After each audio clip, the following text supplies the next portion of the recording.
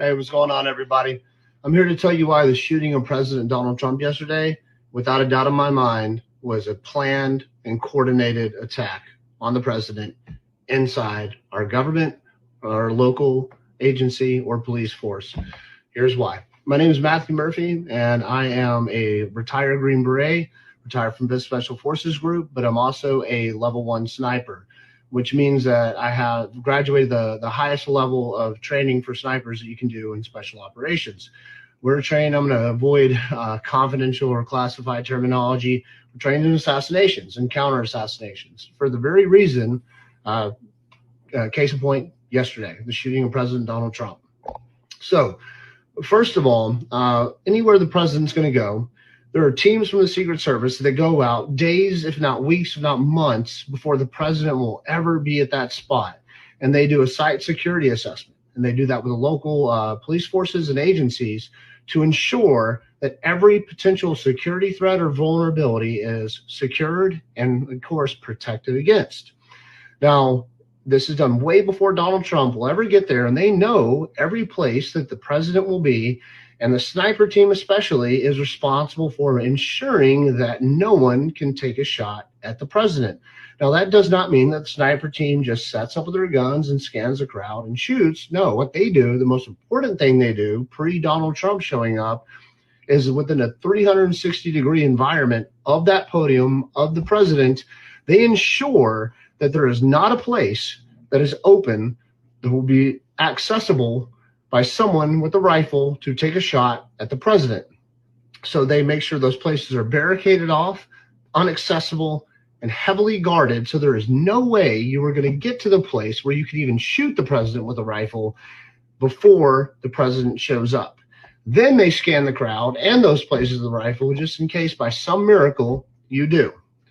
Now, you're not going to tell me, I don't care who you are, don't listen to the media, nonsense anyways. I think most of us know that by now, that some 20-year-old kid that looks like he played Dungeons and Dragons in his mom's basement is trained on a gun, especially a sniper rifle like that, is a registered Republican, and then can access anywhere near the vicinity of that crowd, of that event, with him not dressed in a uniform and that sniper rifle. He was wearing American flag t-shirt and pants, and he had a rifle.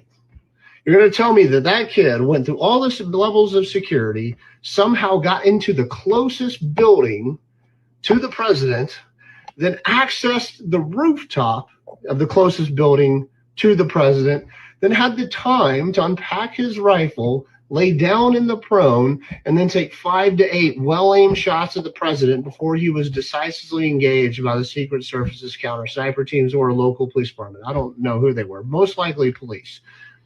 You're going to tell me all that happened and a 20-year-old kid did that without it being heavily planned, coordinated, and people on the inside making it happen? There's absolutely no way possible that that kid was able to get up there and take those shots at the president without a lot of internal help. So someone in that local or some people inside that local police department, agency, or the Secret Service is compromised and is a threat to our president. So we need to stop worrying about that damn shooter and start worrying about who allowed this shit to happen. And President Trump, if you need an American to protect you who's actually good at sniping and stopping this crap, give me a call. I'll do it for free. What's poppin'? My friends, my family, what a time to be alive. What's poppin', my friends? Welcome to RBN Live. We have another banger planned for you today. We have one of my favorite guests, a mentor of mine, someone who I look up to greatly, Margaret Kimberly of Black Alliance for Peace, Black Agenda Report, will be joining us here very soon. And I'm going to tell you guys right now, I'm going to get this thing started off right. There is zero chance that I believe the official narrative about the shooting. Oh, Jesus Christ. Use your critical thinking skills, my friends. They are telling us that there was a security failure, the likes in which we have never seen before. As the guy just explained, you have people in the audience that saw this nerd This fucking nerd who wouldn't last 3 rounds in MMA or any sort of combat sport. They allowed this nerd to climb a high point, a point that was deemed to be a security hotspot that they should be focused on. Look at this. This area that this person went to was already assessed as a security danger to the president, and they allow it to happen. You have members in the crowd that was calling out, saying, "Hey, man, there's a shooter climbing the ladder over here," but the Secret Service missed it. So for all the people who believe that this is a security failure, I have a quick question for you. When the last time that George W. Bush, Barack Obama, Henry Kissinger, or anyone that the establishment had a security failure? Isn't it funny how the security failures always go the way of the establishment? Until I see Barack Obama, George Bush, Hillary Clinton, Nancy Pelosi, and any of these motherfuckers have a security failure, that's when, if that happens, then I'm convinced. And don't bring up Ronald Reagan in the 80s. Do you guys understand the advancement in technologies, the lessons that have been learned since then? That was the last time it happened. That's how, to a science, they have it. That's how well equipped our police state is. And I see someone say, dude, Trump is the establishment. Once again, I need you guys to use your critical thinking skills here. When you look at a conspiracy, you look at motive, you look at why someone would do this. To me, none of the situation that leads up to this makes sense.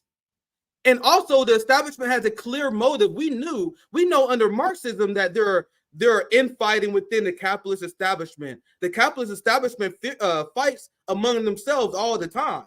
So what's the motive for the establishment to do this? I don't know. Nikki Haley had the second most delegates. So it's not a Biden-Kamala Harris situation, my friends. It's not if Biden, if I having Biden, it's going to be Kamala. You have the NATO summit. You have all these wars that the establishment is preparing. And you have Nikki Haley that refused to drop out of the race. Nikki Haley had no chance of winning and was willing to risk her entire career. And I need you guys to start reading theory, because we talk about these internal struggles. Marx talk about this. For all the edgelords saying, oh my God, the establishment like Trump. Yes. But there's factions within the establishment. Everyone who knows theory and study histories understand this. Children, for other people, well, the establishment like Trump. No, they like Nikki Haley more. Nikki Haley will give them all the wars, all the full-fledged support. That's why the establishment wanted her to win. So she's second in delegates. And the same thing regarding Putin preferring Biden over Trump, because Trump is, as we know, is an Asian establishment, but Trump is less predictable. And that was the reasoning that Vladimir Putin gave for reasons why he preferred Biden over Trump. Because Trump is unpredictable, because, yeah, we know he's going to wage war with China. We know he's going to continue to prop up NATO. But then he says stuff that's contradictory to those policies. So the establishment want control. They want someone like Nikki Haley. So what will happen, and I know this because the bullet was literally a millimeter away from blowing this man's head off. So Trump almost died. The establishment plan almost worked. It's not like it was bumbling morons. The only person who failed in this operation was the shooter. The shooter missed the most collect shot, the most important shot. He missed. He fumbled. So then the establishment made him pay. To be clear, I don't think there was a way out for that guy either way. They probably gave him a false promise, like the FBI often do to the terrorists that they set up. Maybe he was going to go either way, but the second that he missed those multiple shots that the Secret Service the police allowed him to shoot, this motherfucker failed us. Time to get rid of him. And now the FBI is going to tell us that they can't get in this man's phone. And you guys want to tell me that this 20-year-old in the modern age never used social media. Never used social media. Just a random shooter acting alone. Do you guys want to tell me to be stupid? Do Do people turn their critical thinking skills off? These things make no sense. The security failures make no sense. And you're not going to tell me, someone who has critical thinking skills, stories that make no fucking sense. That is not going to happen. And I'm going to say this right now. There is nothing wrong, by the way, about questioning the official narrative. There is nothing wrong with you engaging in the scientific method. You guys know what the scientific method is? The scientific method is you look at the data that is presented to you, and then you make an hypothesis. Do you guys know what a hypothesis is? So I see the data presented to me. I see this story that makes no sense. So I am making a hypothesis using the scientific method because I am the way I think is scientific. So my hypothesis, based on the information given to me, is that a faction of the establishment wanted Trump dead to replace him with Nikki Haley. Because look at this, they knew about this. That the roof where the shooter was located was a well-known, high-priority vulnerability. It was identified just the day before during a security walkthrough. We've also just learned that there were 2 counter-sniper teams on site and that the counter-sniper did not need approval to shoot. But he let them shoot at Trump multiple times. Someone please explain to me the logic in this. And someone want to tell me I'm supposed to accept this official narrative? Once again, there is nothing wrong with us questioning the official narrative. It's the establishment that wants to demonize the idea that we come up with theories of their conspiracies, which is a conspiracy theory. It's a theory of people conspiring. Guys, humans conspiring is literally human history. Human histories in the history of nations and countries, it's a history of conspiring. So the only thing that we are doing, we are using the scientific method to create hypotheses, to come up with answers for ourselves, because we know the establishment is not going to ask these questions. It's upon us to use the scientific method. I told you guys the workers need to reject anti-intellectualism. We need to start being scientific on the way we analyze information. I am not a fan of Trump. You guys know that. I think he is a faction of the establishment, but there's another faction of the establishment that want that motherfucker gone. This is what we all understand. This is what everyone who studies history understand. And I'm not going to allow people who worship the official narrative and bootlick of officials in the establishment tell me I shouldn't question shit that doesn't make sense to me. My friends, you want to tell me the FBI and the federal government that has the greatest phone cracking, password encryption, breaking software of all time in the modern age can't access this guy's phone? This 20-year-old in the modern age who never posted on social media before. You understand that you're dumb if you believe the story, right? You understand that the establishment trained you to have such little critical thinking skills. If you actually believe this, there is something with there's something wrong with the way you think. Let's continue. Official is telling Fox they believe the shooter acted alone.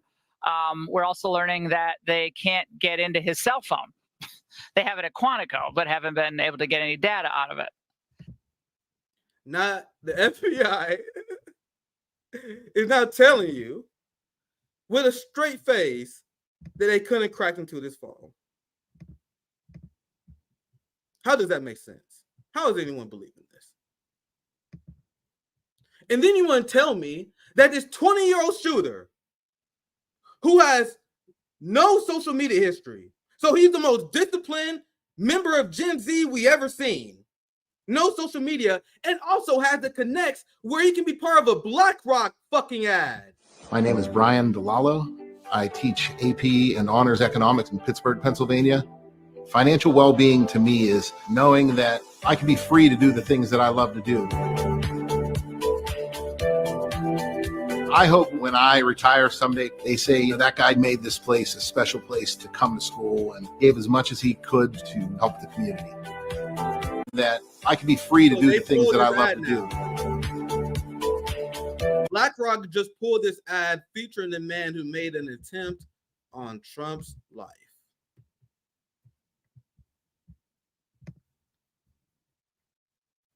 So the average teenager just have access to BlackRock ads. Is that what people want me to believe? How this guy is connected to a point who also no social media history, and also we are hearing how the rifle that he bought cost $12,000. He has all these funds, and he decides to go after the government. So once again, I am using my critical thinking skills, and no one can convince me that this story makes any goddamn sense. Especially when you come up with a theory of a conspiracy, you need a motive, and I think my motive is clear. Nikki Haley stood in the race when she still didn't have a chance to rack up delegates. She had the second most delegates. They take out Trump, Nikki Haley the candidate. That's my hypothesis using the scientific method. Now we have I have my guest, Margaret Kimberly. We're gonna introduce her. Give me a thumbs up whenever you're ready, Margaret. Very looking forward to this conversation because we're gonna talk about political violence and defining what political violence is, because this country is full of virtue signalers. Like people who do virtue signals say stuff that inherently make no sense. They say we don't support political violence, said the most violent empire in modern history. Do you guys think it's a coincidence that the country that supports the most violence, that destabilized the Middle East, killed millions overseas, killed million Koreans, killed millions in Vietnam, completely destroyed Cambodia, robbed trillions from the global south? Do you guys think it's a coincidence that this country has a problem with mass shootings, has a problem with quote unquote political violence, the same political violence that they export to other countries all the time? So Donald Trump, like I said before, and I do, gotta be very careful with this episode I'm doing today. But let me tell you guys a story. Donald Trump killed this man called General Soleimani, a beloved hero of Iran. And to this day, after they killed the hero of Iran, General Soleimani, they still smear him to this day as he is dead. They call him a terrorist. They call him evil, as they just straight up whacking world leaders. And Margaret, give me a thumbs up if you're around. I introduce you. I'm interested in hearing your point of view on this. I know you're a little bit early, but you know I'm very excited to hear your point of view, especially as I get into this part here. You have the Ukrainians and you have the Israelis that openly endorse assassinations of their political rivals. You have our country that engaged in political violence against their own sons and daughters because they had the nerve to oppose genocide. What's popping, my friend? Someone I look up to, our mentor here at RBN. Amazing report from Black Agenda Report. Thank you for joining us. Also, amazing author as well, Margaret Kimberly. Welcome to RBN. Let's unmute you. Make sure you get unmute so we can hear you, my friend. Hello there. How you doing? How you doing? What's popping, Margaret? It's great to have you on again. Good to hear from you too. So much has happened since you got in touch with me. It's Absolutely. You guys know we got to have Margaret Kimberly on the show. And we had her already scheduled. And as everything was going on, I was like, man, I could not have picked a better guest. Especially as I saw your tweets. And when you saw the tweets from Black radicals, we all on the same page. Black Twitter was trending the day of the assassination attempt because as white America was fucking virtue signaling about how much they hate political violence, how much this is not like America. We don't endorse this kind of stuff. Meanwhile, Black Twitter was waking you guys the fuck up, telling you guys the reality of the political violence that you guys endorse around the world. What's popping, Mark? I would love to hear your thoughts. Well, thank you so much, Nick. It's great to be back with you. Yeah, it's, whenever these things happen, it can be a mass shooting. If anything happens here, there's always this fake surprise. Oh, we can't believe that someone has just shot 10 people or however many. At the same time that this country, lest we forget, settler colonial state founded on massacre and elimination of near elimination of indigenous people, enslavement of African Americans. And by the way, 4th of July was just a couple of weeks ago. Read the Declaration of Independence. Read it. You know, we weren't really taught in school what it says. They talk about the merciless savages, meaning the indigenous people, which tells you what it was. They really, you know, the stamp tax and the beer tax, whatever. I can't remember all the nonsense we were taught in school. And the tea tax and the Stamp Act and the whatever else. They wanted to steal this country. They wanted, Britain told the settlers they had to stay on the East Coast, not because they were good. They had cut deals with France, and there were issues with the French. What we were taught was the French and Indian War, the 7 Years' War. They promised that their settlements would not go past the Appalachian Mountains. These settlers said, no way, we're taking the whole thing, and you're not telling us what to do. They wanted to expand the plantation economy. And that's the beginning of this country. So nobody should, you know, get the vapors and faint about violence in America. And you just mentioned the violence that is committed around the world. That's happening now. That's happening in Palestine. 186,000 people is the latest estimate from the Lancet, which everybody quotes otherwise, by the way, this prestigious medical journal. Everybody quotes the Lancet. So if they say it's 186,000, then it is. And that's what we've been saying for a while now. And Maury, I'll pass right back to you, but I was questioning the number from the very beginning because they used this, according to the official number, 30,000 was dead as of December. Yes. So then, as of December, 30,000 was dead. Then I watched as people who was even sympathetic to the Palestinian cause then repeat this 30,000 number for 6 months. It was May, and people were like, oh my God, 30,000 Palestinians died. Every single time I saw it, Margaret, I rolled my eyes.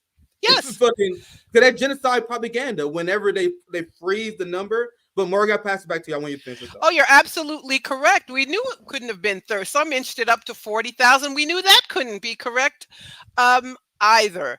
So we see this, and it's bipartisan. All this talk about, you know, the only villains are the Republicans, and they're an existential threat to democracy. They work together, and even Republicans turned on a dime when the ruling class told them, you're going to give that money to the military-industrial complex for Ukraine. They put Trump in. He orchestrated it. He worked with Speaker Johnson. They told people like Marjorie Taylor Greene and others to be quiet and sit down, and they worked together, and they told us so. Schumer was like, my colleague Mitch McConnell, Hakeem Jeffries, and I want to thank Speaker Johnson. They say it themselves. This is not some conjecture on my part. They all work together to continue the proxy war in Ukraine, to keep killing people in Gaza, to stir up another proxy war with Taiwan. And the NATO meeting that was just held, they are escalating tensions with Russia. So this idea that there's, you know, political violence has no place here. Well, and then they ignore the assassinations that took place. How many presidents have been assassinated? Lincoln, Garfield, Kennedy, Ford was shot at, Reagan was shot. It's so, even if you're only talking about presidents, it's like, what are you talking about? This happens, and of course, our leaders, Malcolm X, King, and others. So political violence is quite American, and whatever else people, and the other thing, 1 week Trump was Hitler, an existential threat to democracy. Then somebody shoots at him, and we're praying for Trump. We're praying for his family. And I'm like, wait a minute. If he's this existential threat, why? I don't pray for people who are an existential threat. So it tells you they admit that this is all BS anyway. Yeah, and AOC was fuming because it was leaked that senior Democrats said that they are 100% resigned to another Trump administration. And black radicals like ourselves were trying to tell the idiots with Trump the Raven syndrome, that the establishment is not afraid of Trump. To me, and I've been saying this on Twitter for a while now, to me, it's been clear for months that they've been trying to get Trump elected again. Margaret, I saw this statement. I didn't have time to cover it, but they did this statement on CNN where they were like, Trump is threatening to end the war in Ukraine. Trump is waging war against the elites. I'm like, bro, no one can convince me these people don't want Trump to win because they want the Trump boost again. CNN is in shambles. Go ahead, Margaret. Go ahead. Well, when Trump ran the first time in 2016, he ran as this outsider, this maverick who was going to take on the deep state. And, whether he meant it or not, once he got in, they all made up. He did what they wanted. The Republicans got the big tax cut they had been wanting. He went right along with the foreign policy consensus, so they don't care. And the places where there are differences in what the people want, the Democrats don't act on anyway. Has the minimum wage gone up? The child tax credit is gone.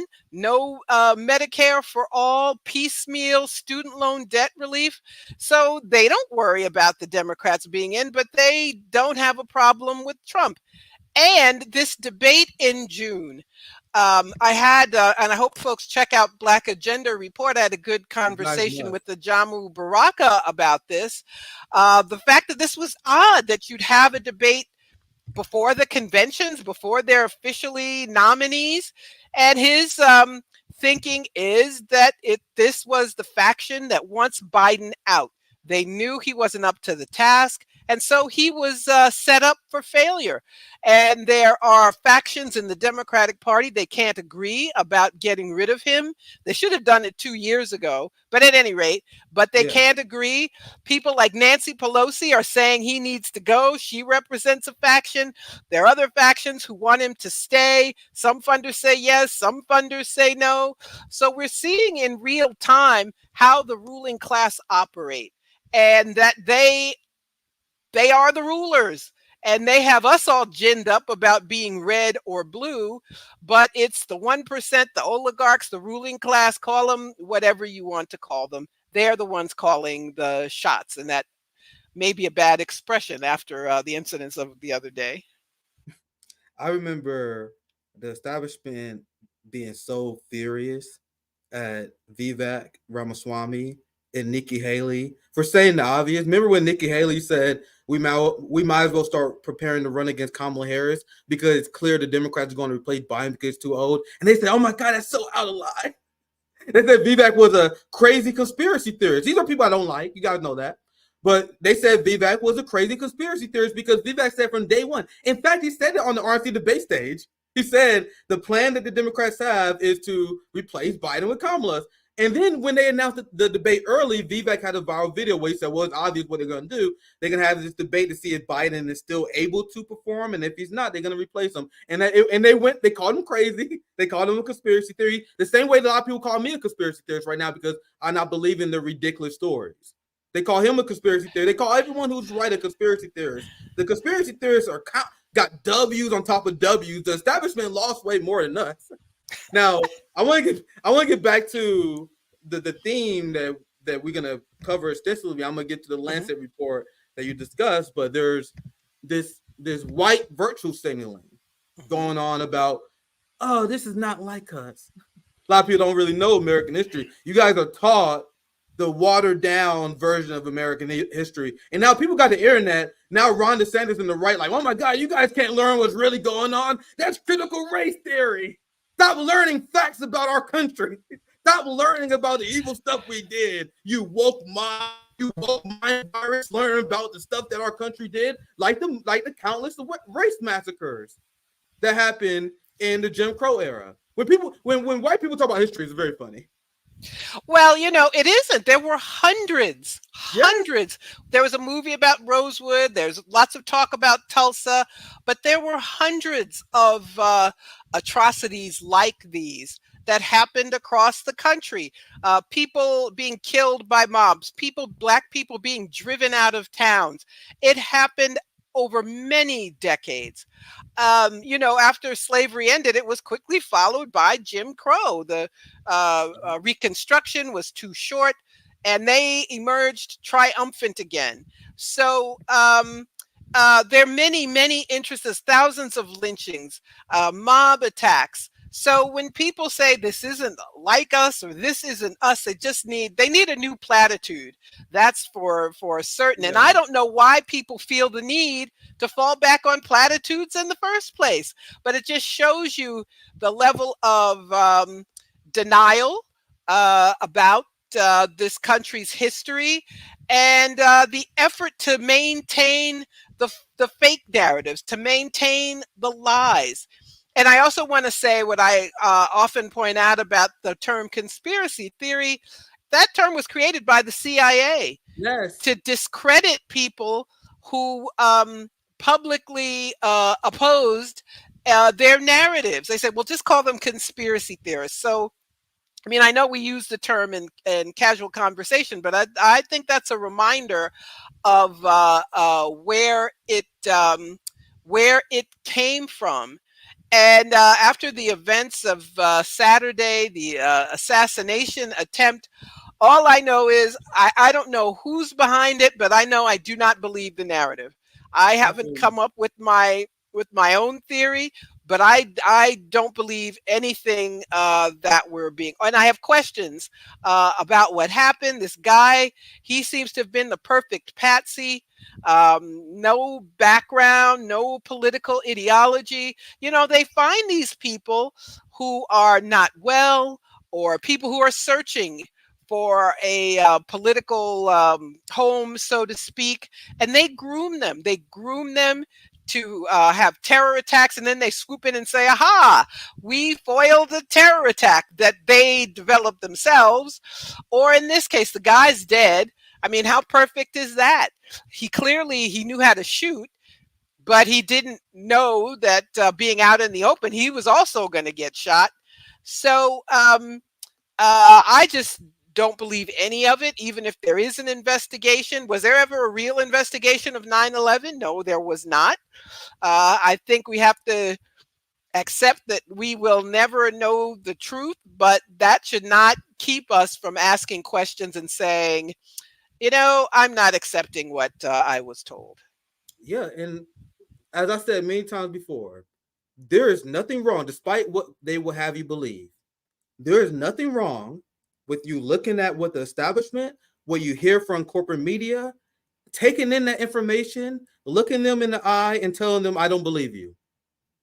There's nothing wrong with that. No, there isn't. I do want to say one thing, though. It's, you know, it's funny, after these incidents occurred, everybody pops up as an expert. And I joked with some friends. I said, you know, if you weren't an expert on Secret Service protocol yesterday, you're not one today. But I quickly add, that does not mean you can't ask questions. That does not mean you turn off your brain, turn off your common sense, forget the history that we're talking about. You know, sitting presidents have been killed. We still don't know who really killed JFK. There's lots of conjecture, but I don't believe that official story either. So I think it's who benefits. Now, as I heard you say that, you know, then you can put Nikki Haley in if Trump is gone. What do you do now that Trump's still around? And somebody who clearly won't give up. He has these criminal cases. He still hasn't given up. And he's polling well. He's polling better than Biden is. So now he's still with us. And today there was the announcement that the judge is dismissing the case, the documents case against him, or, you know, could be appealed. But all these things benefit him. All of these things are going to end up helping him. So we will just, you know, it's not clear who's going to win, but I've told people, I had a conversation with a friend this morning who's obsessed about Trump, disliking him obsessively. I said, I think you better start getting used to the idea of him winning again. They took him lightly the first time in 2016 and didn't learn anything from that experience. They got lucky with Biden, but it's interesting to me. Now there's all this public discussion about his health, but in 2020, if you were paying attention, you knew he wasn't healthy then. And to your point, you don't have to be. I'm not a medical professional, and even if I was, it wouldn't be appropriate to diagnose someone just from watching them. But I know when someone's not well. I know when somebody's sick. It's one thing they said he has a stutter. Well, there are people with a speech impediment, and there are people with conditions that cause them to be unable to get words out. Parkinson's does. That's the latest theory. I don't know if you saw the video of him yesterday holding his hands out in front, apparently frozen. That apparently is a symptom of Parkinson's. The mixing things up, even when he's reading from a teleprompter, he's not well. And they've been lying to us for 4 years about his health. And one week they were telling us, don't believe those videos, those are deep fakes. And then the next thing you knew, oh, well, maybe he should drop out. The rat's running off of the sinking ship. So, we can't believe these people, and we can't. And there's something else I want to point out about Democrats who love to talk about how Republicans are brainwashed. The MAGA people, they're brainwashed. They don't think for themselves. They're like a bunch of zombies. How brainwashed can you be if you never said to yourself, Biden doesn't look well? I mean, I'm sorry. There's nothing else behind that but being indoctrinated. What I saw the other day where anti-genocide protesters was protesting Biden, and then you saw the crowd, and there was multiple angles showing this, of the crowd in the most monotone, like enthusiastic way possible. 4 more years, 4 more years, 4 more years. You would think if you're really enthusiastic, you'd be like, 4 more years, 4 more. No, if you look at the camera, 4 more years, 4 more years. That's way creepier than anything I've seen out of MAGA, which I think they're both cults. In the worship of these heroes is cult-like behavior. But nothing is more creepier than blue MAGA. As your man is being protested for genocide, your man caught red-handed committing genocide. 4 more years. 4 more years. Is they gone? 4 more years. Oh, he's gone. All right, I'm done. Like, that's the creepiest shit of all, right? Well, nobody was enthusiastic about Biden. People were enthusiastic about getting rid of Trump. And they rigged it for Biden, so people got behind him. I think, do you remember the day they announced that Biden had enough electoral votes? Or rather, the media announced that he had enough electoral votes, and people partied literally partied in the streets. I heard, people shouting, excuse me. And I'm sitting in my apartment. I hear people shouting, but it's a happy shout. Then I see this footage of people. They're running around. They're dancing. They're partying. And I was like, for Joe Biden? But of course it didn't last. And of course he gets in. They immediately lie, more lies. Oh, he'll be the most progressive president since FDR. He's going to cut child poverty in half. First of all, he's hoisted on his own petard because that was never true. That was a means of shutting people up. Just in case anybody was serious about holding his feet to the fire or moving him left, this was a signal. You all are going to shut up so they start telling these lies. Of course, he doesn't do that because that's not what he wants to do. And it's not what the oligarchs want him to do. So, of course, Build Back Better failed. They'll say it's Mansion and Cinema or the Parliamentarian or all of the above.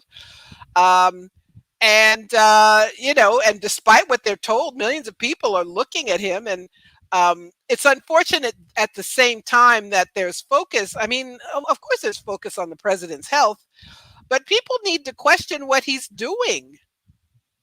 They're trying to start a war with Russia. They're carrying out a genocide. So I get the feel. I'm not saying people can't ask, but if he was healthy and alert, would that be okay with you? And unfortunately, I think the answer is yes for many people. Damn, they had a NATO press conference. We supposed to talk about foreign policy, and Biden and his team picked the reporters that are going to ask these questions. They wanted the questions about age. this shit is the best possible thing, because as much as they trying to claim the debate is hurting Biden, which I think is possible, I think it is, the Gaza genocide hurt him way more. They don't want to talk about that. They want to bring up other stuff. And I said this months and months before. I said the AIDS thing is the best thing that can happen for Democrats. Let's talk about the AIDS instead of the genocides we're funding, instead of the Nazis we arming, instead of the black market booms of guns that we created. You know, the faction of the establishment that say they're against gun violence. We're gonna have neo-Nazis, Margaret, in our backyard with with assault rifles, with military grade weapons, because the DHS said, I'm getting this from the shit-lib establishment, guys. I'm using shit-lib establishment sources. According to shit-lib establishment sources, the New York Times, the DHS, there's a black market boom right now of guns. A lot of terrorist groups in Africa, a lot of neo-Nazi groups have weapons that came directly from NATO in the United States. As AOC and Bernie Sanders vote for that, they want to tell you how much they care about gun violence. Well, but you're absolutely right. You can't have violence all over the world. You can't have this violent history, practice violence all over the world, and not expect it to impact us here. A lot of mass shooters, I can't give a percentage off the top of my head, but a disproportionate number of them were in the military. We should not be, literally, it comes home to roost. You can't train people to kill and then expect all of them to just turn off this switch and stop killing. Also, this history that we've discussed of the violence of racism. There are people, why do you want an AR-15? Why do you want one? Is it people say they want to hunt or target practice? There are millions of people who fantasize about killing other people, especially racist white people who fantasize about killing black people. So you cannot dismiss this concern about the possibility of violence from the Trump supporters, but these people are always there.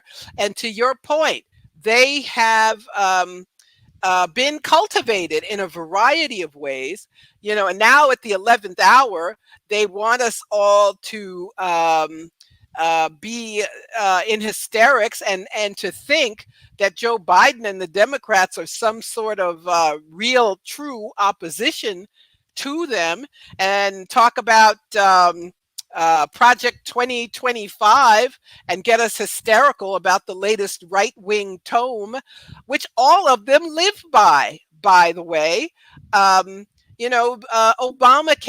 Obamacare came about. It was a product of these right-wing think tanks. Nixon proposed what turned out to be Obamacare, that healthcare should be in the hands of the private sector. It was a giveaway to big pharma and insurance companies who get welfare so-called reform. Who did that? Bill Clinton. That was a dream of the right wing for decades, but it was carried out by a Democrat. So, they're panicking. They're trying to get us ginned up about the latest this Project 2025, and as many people have said, it's Project 1492, it's Project 1776, and now it's Project 2025 again. Thank you so much for your amazing job caring. As my internet blacked out for a second, you guys know I'm a victim of American infrastructure, especially here in the Midwest. So I'm very nervous. If anything like that happened again, I may cut the stream early just in case. There may be some infrastructure issues. So if it happens again, I'm gonna end the stream early. But thank you so much, Margaret, for covering. And on your point, I'm trying to recalibrate my thoughts now because I was cursing a lot off screen there. What the? Anyway, let me recalibrate my thoughts. Thank you so much for caring, Margaret, as I know you will be able to. And now, as they want you to fearmonger over Project 2025, which every single black radical laughed at immediately. The people most concerned are the white liberal, these black shit libs who support genocide, by the way, who support arming Nazis in Ukraine. They support the worst form of neoliberal militaristic policies. So as they want you to fearmonger with Project 2025, you have this. the byproduct of the amazing Biden agenda, according to Bernie Sanders, who just enthusiastically endorsed genocide Joe Biden. And the reason why Bernie Sanders endorsed Joe Biden is because he's like, y'all know Joe Biden is doing a little genocide. I know we have some disagreements. He's doing a little genociding. Outside of the genociding, he actually got some stuff done that I like. Of course, what, Bernie? Look at it. Military spending is up. And I'll pass it to you. I know you want to chime in. It's always fun having you on. Military spending is up. Social and economic funding is down since Biden took office. Surprise, Margaret? No, I'm not at all surprised. Well, first of all, let's talk about Bernie Sanders and the genocide. Bernie Sanders lived on a kibbutz in Israel as a young man. He's a Zionist. Yep. And he wants a nicer, kinder, gentler Zionism. Yes. And that's what Bernie's up to. He wants Israel to continue to exist in its present form. So he's good with Israel if they're not bombing people too much or starving too many people. He's okay with the whole project. So that's first of all. And on foreign policy especially, Bernie was always suspect. He, he's remember him calling Hugo Chavez a dead communist dictator. His criticisms, it makes the same criticisms of Russia or China, calling them adversaries, ginning up hostility towards these other countries as we're all instructed to feel. Bernie joins in there. So, he was, as my late comrade and mentor Bruce Dixon said, he was the sheepdog. His job was to herd progressives back into the Democratic Party, and that's what he reliably does. AOC is now his younger partner in crime. Yes. I hate that they're even called progressives. It really makes me angry. Oh, I'm going to withhold my vote on funding for Israel, but I'm still endorsing Biden. And they cut a deal. They're like, they need the AOCs of the world to help give them some credibility. So they don't lose every progressive vote.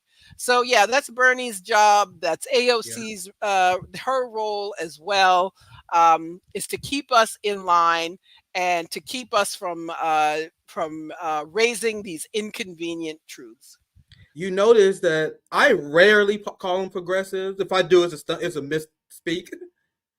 Most of the time, to the chagrin of many people, to be honest, I call them the NATO left. Like, I have aggressively called them the NATO left over the last few years. It's supposed to be contradictory. It's making fun of the idea that you got militaristic people who think they're socialists. They're socialists who believe in the goodwill of the deep state. So when the deep state says that they want to fight Russia and Ukraine to protect Ukrainians,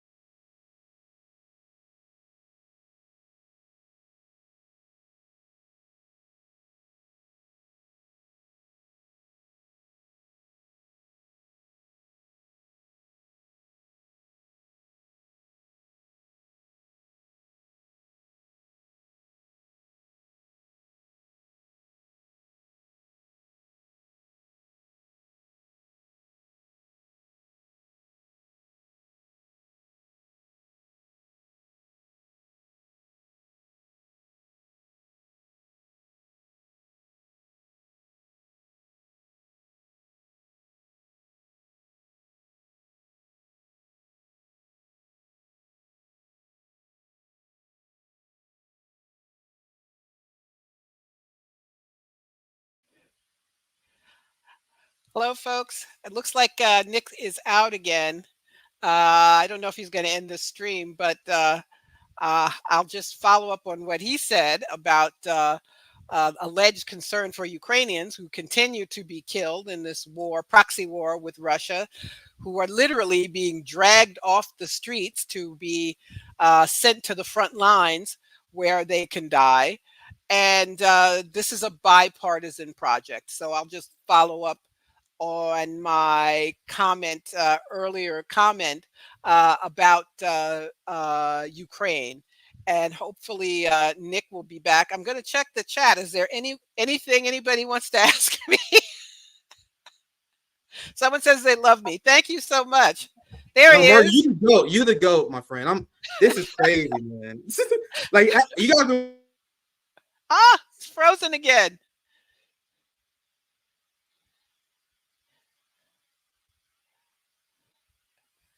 Ah, damn. There you go.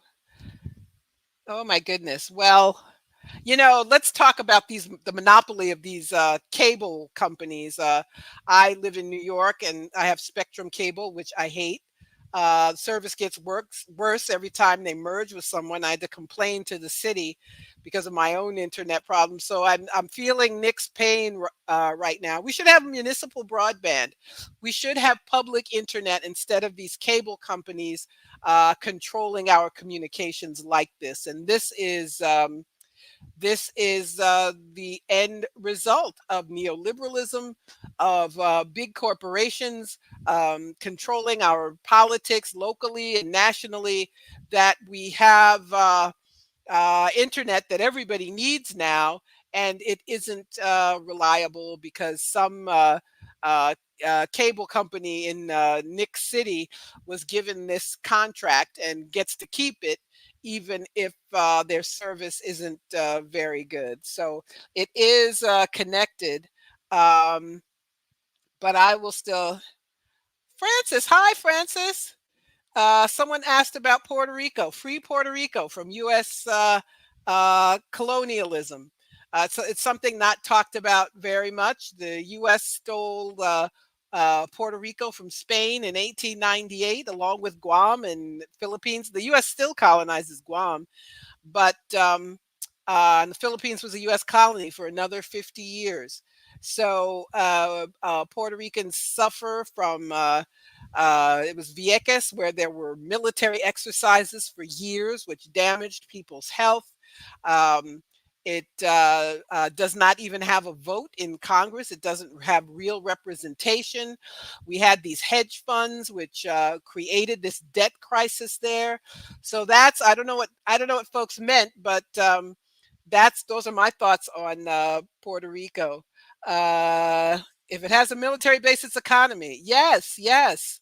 Um, is there still slave labor in the Marianas Islands? I don't know about that's another U.S. colony. That's where they took Julian Assange after they cut this deal to free him because they were afraid that someone might actually do the right thing and let him go. So they offered him a plea deal.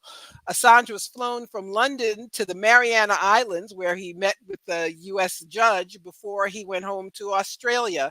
Mariana Islands were one of those islands that was taken by the U.S. after World War II.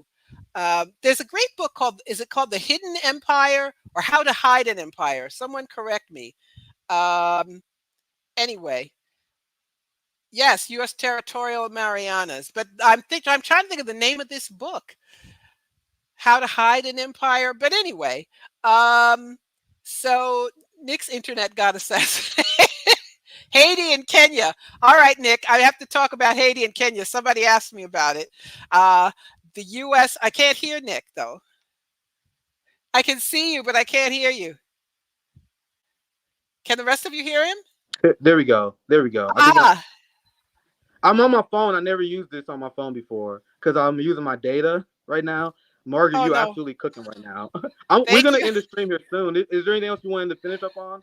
I don't want to Well, like leave you hanging. I want to talk about Haiti and Kenya. Oh, cool. Now read blackagendareport.com. We have the best information about Haiti. This issue with the gangs is all a lie. The Haitian oligarchs control these gangs. And the U.S. is again occupying Haiti using Kenya. They went all the way to Africa to find a black stooge nation to send a police force to Haiti and hope that it wouldn't look racist because they got a black stooge. But the people of Kenya are rising up against their government as they practice austerity against their own people. So that's my last word. How to Hide an Empire by Daniel Immerwahr. Thank you so much. Kenya is the Israel of Africa. Yes, it is. And we've got smart folks watching who are putting in great comments. But I would love to come back. Yeah, I gotta invite you back. This is very unfortunate. I was Yeah. ranting to my good friend Zoya. And my brother came down. My brother's here. My brother Oh. came down. I was screaming at him. I was like, bro, I over the last few weeks, I invested more money using our Patreon. I invested more money to get better internet because you guys know that I had a lot of internet issues in my early days. So I moved. You guys know the big move I did. I used that to invest in more internet. I was like, I'm willing to pay more to get good internet. I got the best internet possible here. Weeks without any issue. Weeks without any issue, my friends. And you guys want to convince me with my amazing internet that I pay extra money because you guys support our channel. You guys were able to up our Patreon, and I use that to invest in the channel. And I invest into for good internet, the best internet I ever had because of what I do. You guys want to tell me that in the middle of this stream, which is one of the best, like we have 1,400 people watching across X and YouTube. You want to tell me that this banger stream, all of a sudden, my internet cut off for the first time in the last few weeks when we have over like a gig? I don't know the numbers, but I'm not convinced, man. I can't tell you what happened, but I'm not convinced that shit's fucking real. Like my internet comes out for the first time in weeks, right in the middle of my banger show with Mark Kimberly. I know I'm more raging more than anything, but I don't think that shit is legitimate. Is there anything you wanted to anything last things you want to cover? I'm sorry that I had to end the stream soon, but That's okay. I don't That's want you to okay. carry too much. Just it was fun, actually. Yeah. Read blackagendareport.com. Check me out on X, Twitter. Freedom Ride blog is my my handle. And listen to Black Agenda Radio every Friday.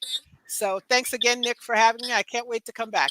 Yeah, we will invite you very soon, and we talk more behind the scenes. I want to invite you back very soon because there's still a lot we didn't cover, if you don't mind. So, Zoya, if you're there, I don't have permissions because I'm not on our account. Zoya, if you're in the background, can you end the stream? Margaret, thank you for joining us. Make sure you guys support Black Alliance for Peace, Black Agenda Report. Zoya, whenever you can, just click the end stream button. I don't know if you can see that. I can't do shit.